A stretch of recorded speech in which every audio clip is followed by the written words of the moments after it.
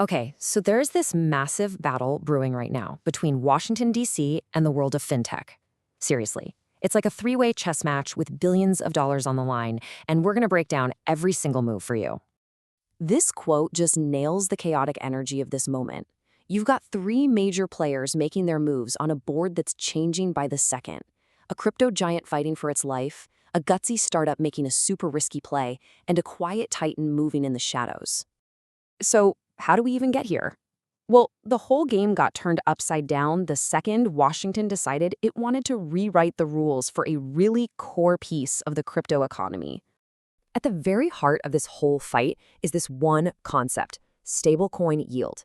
The easiest way to think about it is like the interest you get from a savings account, but for your digital dollars.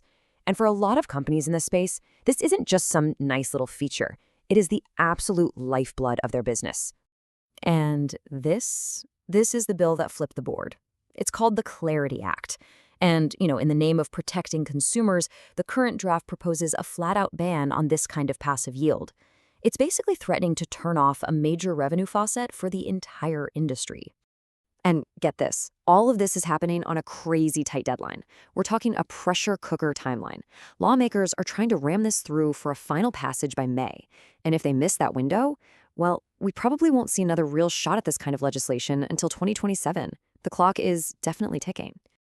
All right, so who's taking the most heat here? First up, you've got the crypto giant Coinbase. They have the most to lose by far. And believe me, they are mounting a massive defense. So why are they fighting so hard? Well, how about $1.35 billion reasons? Yeah, that's how much cash they raked in from stablecoins just last year. This is not a side hustle for them, it's a fundamental pillar of their business. And to really put that into perspective, just look at this. We're talking about nearly a fifth of their total revenue. This is not a rounding error, folks. It is a huge chunk of their business, and they are absolutely ready to go to war for it. And this isn't just some abstract policy debate. No, this is a head-to-head clash. It's the new guard of crypto, Coinbase, versus the old guard of banking, like JP Morgan. It's even getting personal, with reports of their CEOs directly clashing over who gets to write the rules for the future of digital money. Okay, on to our second player, the corporate card company Ramp. Now, these guys, they made a seriously provocative move right in the middle of all this regulatory chaos. I mean, this timeline is just incredible. You can't make this up. On the very same day the Senate pushed forward the bill designed to kill stablecoin yield, Ramp launched a brand new product built directly on top of it.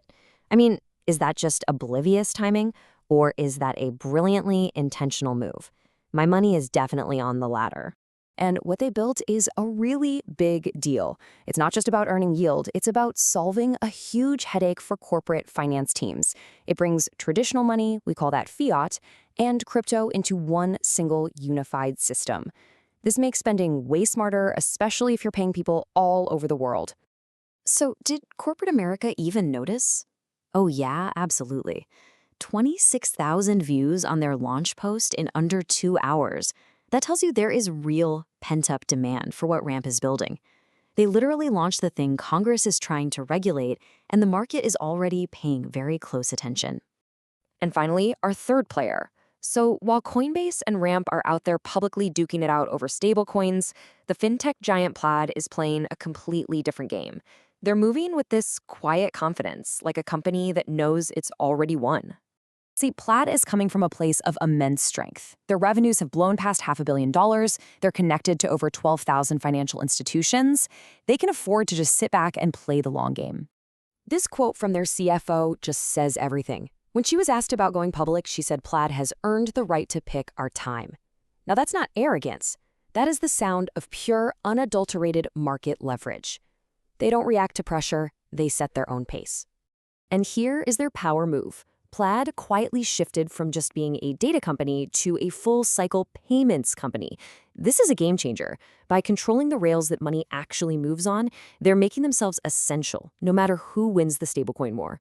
So where does all this leave us? You've got 3 different companies, 3 totally different strategies, and they're all colliding in this one chaotic moment that will define the future of finance.